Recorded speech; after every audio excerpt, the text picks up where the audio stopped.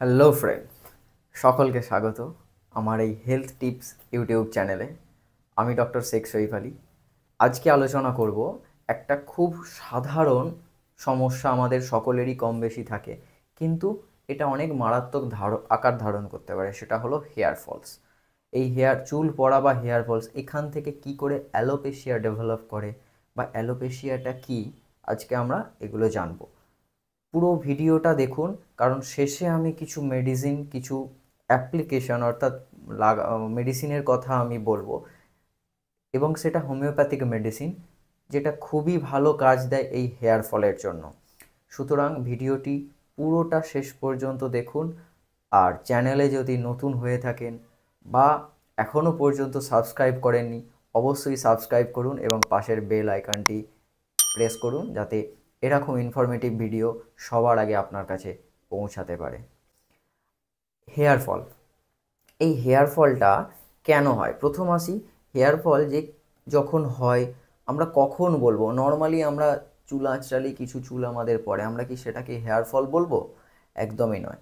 যখন দেখবেন সেই চুল পড়ার পরিমাণটা অতিরিক্ত হয়েছে, অর্থাৎ সেটা 50 থেকে 100টা যদি থাকে মোটামুটি নর্মাল ধরা হয়, কিন্তু যখনই এই 50-100টার বেশি যখন হয়ে যাবে, অর্থাৎ এই রেঞ্জের বেশি হয়ে যাবে, বা ধরুন 100টার বেশি, 100 কাছাকাছি হয়ে গেছে, তখন কিন্তু আমরা এটাকে হেয়ার ফল হিসাবে ধরবো। অর্থাৎ আপনি এইভাবে চুল করলেন, দেখলেন প্রচুর হেয়ার হাতে চলে এলো, এটা কিন্তু হেয়ার ফলের প্রথম দিক আমরা ধরতে পারি। এই চুলের মধ্যে আলফা কেরাটিন আর কিছু প্রোটিন থাকে।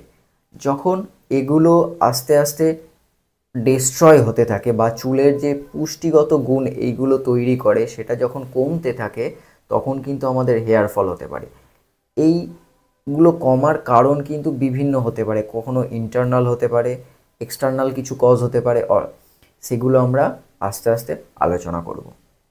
এখন এই হেয়ার ফল থেকে অ্যালোপেশিয়া, একটা কথা বললাম যে অ্যালোপেশিয়া, এই টার্মটা কি? অ্যালোপেশিয়া মানে হচ্ছে আমাদের চুল উঠতে উঠতে টাক পড়ে যায়, যেটা আমরা বাংলাতে বলি।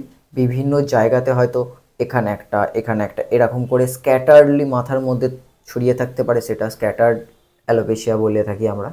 কারোর ক্ষেত্রে মাথার মাঝখানটাতে হতে পারে, কারোর পিছন দিকটা হতে পারে, কারোর ক্ষেত্রে কিন্তু আবার সামনের দিকটাও হতে পারে। এগুলো কিন্তু এক একটা অ্যালোপেশিয়া। যাদের চুলটা পুরো ফাঁকা হয়ে মাথাটা দেখা যাচ্ছে, তখন আমরা অ্যালোপেশিয়া বলবো। যখন এই হেয়ার ফলের ট্রিটমেন্ট ঠিকঠাক হবে না বা আপনি সেরকম সিরিয়াসলি নিচ্ছেন না, তখন কিন্তু এটা অ্যালোপেশিয়া ডেভেলপ করে। কিছু কিছু ক্ষেত্রে অ্যালোপেশিয়া আমাদের দাড়ি গোঁফেতেও দেখা যেতে পারে, অনেকের দাড়ি গোঁফ পর্যন্ত পড়ে যায়। এরকমই একটা পেশেন্টের ভিডিও এবং তার কথোপকথন আমরা আজকে অবশ্যই দেখাবো। সাথে হেয়ার ফলেরও আর একটা পেশেন্ট থাকবে। এখন ইনি এসেছিলেন আমার কাছে বহু, প্রায় 6 মাস আগে, চুল পড়া নিয়ে। মানে ওনার স্ক্যাটারলি অ্যালোপেশিয়া তৈরি হচ্ছিল, সেটা স্ক্যাল্পে ছিল, ও গোঁপে ছিল, দাড়িতে ছিল। এখন কেমন আছেন ওনারা, আপনারা ভিডিওটা দেখতে পাচ্ছেন এবং ওনার সাথেই কথা বলছি। আচ্ছা, আপনি কেন এসেছিলেন তখন আমার কাছে? আমার চুল পড়ে যাওয়ার জন্য এসেছিলাম। আচ্ছা, চুলটা কি শুধু মাথাতেই পড়ছিল না সব? না, মাথা নয়, সব গোঁফ থেকে আরাম করে দাড়ি সব জায়গাগুলো থেকে পড়ে যাচ্ছিল। আচ্ছা, ওষুধ খাওয়ার পরে এখন কেমন আছেন? এখন মোটামুটি সবই চুল বেরিয়ে গেছে। যেগুলো একদম ফাঁকা হয়ে গেছিলো সেগুলো সব বেরিয়ে গেছে। আচ্ছা, এখন কিসের জন্য ওষুধ আমার কাছে এসেছেন, মানে এখন কি সমস্যার জন্য? আজকে যে টপিক নিয়ে কথা বলছিলাম সেটা হচ্ছে হেয়ার ফল এবং সেখান থেকে কি করে অ্যালোপেশিয়া ডেভেলপ করে। আজকে আমার সাথেই আমার একজন পেশেন্ট আছেন। নমস্কার ম্যাডাম। হ্যাঁ, আপনি তখন এসেছিলেন বেশ কয়েক মাস আগে, তারও বেশি হবে তো, কম নয়। হ্যাঁ, আচ্ছা, তখন কি কারণে এসেছিলেন, কি সমস্যা নিয়ে এসেছিলেন? কি সমস্যা নিয়ে এসেছিলাম বলতে প্রচন্ড হেয়ার ফল হচ্ছিল। হ্যাঁ, বেশিরভাগটা সামনের দিকটা সব উঠে যাচ্ছিল, হু করে উঠছিল। আচ্ছা। আর পিম্পল বলতে পিম্পল গুলো বড় বড় হচ্ছিল, পুরো সেই মুখগুলো সাদা হয়ে ফোঁড়ার আকার ফোড়ার মতো হচ্ছে হয়ে যাচ্ছিল। ওই জন্য এসেছিলাম। আচ্ছা, তখন ব্যথা ছিল না পিম্পলস গুলোতে অনেক বেশি? হ্যাঁ, ছিল, ব্যথা ছিল। আচ্ছা, এখন এই যে দুটো সমস্যা নিয়ে এসেছিলেন, এখন সেই সমস্যাগুলো কেমন আছে? এখন এই সমস্যাগুলো বলতে, হ্যাঁ, আপনি যা দিয়েছিলেন, খেতে দিয়েছিলেন, হ্যাঁ, ওষুধগুলো খেয়ে অনেক হেয়ার ফল কম হয়েছে, পিম্পল একদমই কমে গেছে। হ্যাঁ, খুব ভালো রেজাল্ট পেয়েছি। আচ্ছা, এর কারণ কি কি?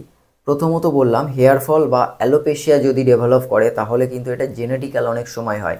যদি দেখেন যে কারোর ফ্যামিলি হিস্ট্রিতে অ্যালোপেশিয়া আছে তাহলে কিন্তু এই জিনিসটা কমানো বা কম হওয়াটা অনেকটাই সমস্যা তৈরি করে, অর্থাৎ কমাটা সমস্যা, এটা যে ঠিক হবে তখন বলাটা মুশকিল হয়ে যায়। জেনেটিক্যালি থাকে একটা জায়গাতে, আমরা সেই জায়গাটাকে স্টপ করে দিতে পারি হেয়ার ফলসটা বা অ্যালোপেসিয়াটা, কিন্তু 100% ঠিক হবে কিনা সেটা ট্রিটমেন্টের থ্রু বোঝা যায়, প্রথমেই বলা যায় না। এছাড়া কি কি হতে পারে, হরমোনাল ব্যালেন্সের জন্য হতে পারে। মেয়েদের ক্ষেত্রে যেমন পিসিওএস যদি হয়, ইরেগুলার মেনস্ট্রুয়েশন যদি হয়, তাদের ক্ষেত্রে হতে পারে প্রেগনেন্সির সময় বা মেনোপজ, চাইল্ড বাচ্চা ডেলিভারির সময়, এই সময়গুলোতে কিন্তু অনেক হেয়ার ফল ডেভেলপ করতে পারে। কারোর যদি থাইরয়েডের সমস্যা থাকে তাদের ক্ষেত্রে হতে পারে। কিছু এনভায়রনমেন্টাল কজ হতে পারে, একটা বললাম এক্সটার্নাল কিছু কজ, এক্সটার্নাল কজ বলতে কিন্তু এনভায়রনমেন্টাল ফ্যাক্টর দাঁড়ায়। এখন যে হারে আমাদের এই পলিউশন বাড়ছে, আমরা শীতের সকালে যখন বেরোচ্ছি দেখি পুরো ধোঁয়া হয়ে আছে চারিদিকটা, কুয়াশা তো আগে দেখতাম আমরা এরকমই, কিন্তু তার সাথে ধোঁয়াশা ডেভেলপ করছে, অর্থাৎ এয়ার পলিউশন প্রচুর পরিমাণে হচ্ছে, যেটা কিন্তু আমাদের স্ক্যাল্পকে বা চুলকে অনেক বেশি ক্ষতি করে এবং তার থেকে হেয়ার ফল অনেক বেশি হয়। এছাড়া কিছু কেউ কোনো কোনো ব্যক্তি হয়তো কোনো ফ্যাক্টরিতে কাজ করছে, সেটা কেমিক্যাল ফ্যাক্টরি হতে পারে বা অন্য কোনো ফ্যাক্টরি যেটা আমাদের মাথার জন্য হার্মফুল হতে পারে, সেখানে প্রপার প্রোটেকশন যদি না থাকে তখন ডেভেলপ করতে পারে। বা ধরুন কোনো কীটনাশক কোনো জমিতে দিতে গেছেন, অ্যাক্সিডেন্টালি কোনো রকমভাবে মাথায় সেই জিনিসটা লেগে গেছে, তারপর কিন্তু ডেভেলপ করতে পারে। এগুলো ছাড়াও যদি আমরা কিছু ট্রিটমেন্ট ওরিয়েন্টেড ভাবি, অর্থাৎ কিছু ট্রিটমেন্ট করার সময় কিন্তু হেয়ার ফল হয়, যেমন ধরুন ক্যান্সারের ট্রিটমেন্ট, অস্টিও আর্থারাইটিসের কিছু অ্যাডভান্স ট্রিটমেন্ট যারা করে অ্যালোপ্যাথিক, তাদের ক্ষেত্রে এটা ডেভেলপ করতে পারে, এই হেয়ার ফল তৈরি হতে পারে। রেডিয়েশন থেরাপি, যাদের ক্যান্সার আছে তাদের যাদের রেডিয়েশন দেওয়া হয় তাদের ক্ষেত্রে কিন্তু হেয়ার ফলসটা অনেক বেশি কমন। এছাড়া একটা কিছু মেন্টাল কজের জন্য হতে পারে, অর্থাৎ অ্যাংজাইটি, টেনশান, ঘুম ঠিকঠাক হচ্ছে না তাদের জন্য হতে পারে। ট্রিকোটিলোম্যানিয়া বলে একটা রোগ আছে, যেটা হচ্ছে কোনো পেশেন্ট সে জানে না তার সেই রোগটা আছে, সে কন্টিনিউ চুল ছিঁড়তে থাকে, অর্থাৎ চুল টেনে টেনে ছেড়ে, সেখান থেকে তার হেয়ার ফল হতে হয় এবং তাতে কি হয়, তারপরে অ্যালোপেসিয়া ডেভেলপ করে। এটা একটা মেন্টাল ডিসঅর্ডার, এটা পুরোপুরি ঠিক হয়ে যায়, মেডিসিন সাথে কাউন্সেলিংটা দরকার পড়ে। এছাড়া কি হতে পারে, যদি ভিগোরাস কোনো রকম ট্র্যাকশান হয় চুলের মধ্যে, অর্থাৎ কোনো রকম অনেক সময় কেউ হেয়ার ট্রিটমেন্ট করে, সেক্ষেত্রে অনেক যদি ভিগোরাস মাসাজ হয় তারপর থেকে এটা ডেভেলপ করতে পারে। বা কোনো রকম হেয়ার ট্রিটমেন্ট করেছেন যেটা আপনার স্কিনের জন্য ঠিক না বা চুলের জন্য প্রপার নয়, সেটা করে ফেলেছেন, তারপরে কিন্তু হেয়ার ফল ডেভেলপ করতে পারে। এই হেয়ার ফলের ট্রিটমেন্ট কি, আমি হোমিওপ্যাথিক কিছু মেডিসিনের কথা বলবো, তবে হ্যাঁ এটা হচ্ছে মাদার টিনচার, কোনো রকম ইন্টারনাল অর্থাৎ খাবার মেডিসিন নয়। খাবার মেডিসিন কোনো রকমভাবেই সাজেস্ট আমি এখন করছি না, কারণ প্রত্যেকটা পেশেন্টকে না দেখে খাবার মেডিসিন বলাটা কিন্তু ডিফিকাল্ট হোমিওপ্যাথির ক্ষেত্রে, কারণ প্রত্যেকটা মেডিসিন চেঞ্জ হয় প্রত্যেকটা পেশেন্টের সাথে সাথে। কিছু অ্যাপ্লিকেশান আমি বলছি, যেমন একটা মাদার বলবো যেটাকে আপনি বাড়িতেই তৈরি করে নিতে পারবেন একটা মেডিসিন, অর্থাৎ অ্যাপ্লিকেশান একটা তেল। 1 নম্বর হচ্ছে জ্যাবোরান্ডি, 2 নম্বর আর্নিকা, 3 নম্বর শিয়ানোথাস, 4 নম্বর কচিলেরিয়া।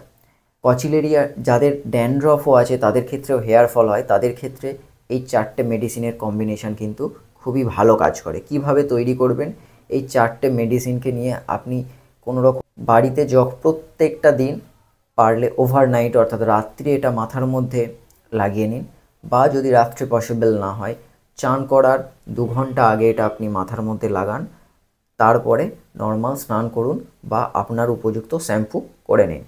কিভাবে অ্যাপ্লাই করবেন মাথার মধ্যে, প্রত্যেকটা মাদার টিনচার 10 ফোঁটা করে নেবেন, 10 থেকে 15 ফোঁটা করে নেবেন, আর কিছুটা নারকেল তেল ওর মধ্যে মিক্সড করবেন। মিক্সড করে ওটাকে আঙুলের ডগে করে নিয়ে মাথাতে ভালো করে মাসাজ করবেন একটু টাইম নিয়ে, অর্থাৎ 10 মিনিট মতো টাইম নিয়ে একটু মাথাতে ভালো করে মাসাজ করবেন আঙুলের ডগে করে, যাতে স্ক্যাল্প পর্যন্ত ভালো করে জিনিসটা যায়। এতে আপনার হেয়ার ফল অনেক কম থাকবে, হেয়ার ফলটা আস্তে আস্তে কমতে থাকবে। যদি দেখেন এর পরেও হেয়ার ফল হচ্ছে অবশ্যই ডাক্তারবাবুর কনসাল্ট করুন এবং ট্রিটমেন্ট করুন। কিছু ইন্টারনাল কজ আছে আপনার, যেটাকে দূর করতে হবে, তাহলে আপনি সুস্থ থাকবেন। ততক্ষণের জন্য সবাই ভালো থাকুন, সুস্থ থাকুন। জয় হিন্দ, বন্দে মাতারাম।